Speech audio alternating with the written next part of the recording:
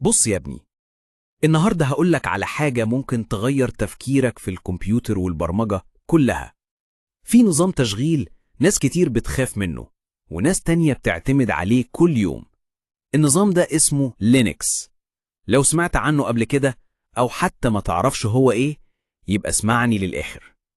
يعني إيه لينكس؟ لينكس يا سيدي هو نظام تشغيل زي ويندوز كده، لكن الفرق إنه مفتوح المصدر. يعني الناس تقدر تشوف الكود بتاعه وتعدل عليه، وده معناه حرية كاملة.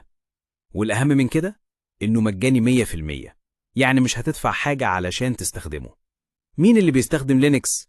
اللي بيستخدم لينكس مش بس مبرمجين، دي شركات عالمية زي جوجل، فيسبوك، أمازون، كل السيرفرات بتاعتهم شغالة بلينكس.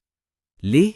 علشان سريع، آمن، وبيشتغل من غير ما ينهار زي ما بيحصل في ويندوز أوقات. هل ينفع ابتدي بيه وأنا مبتدئ؟ أكيد ينفع يا حبيبي.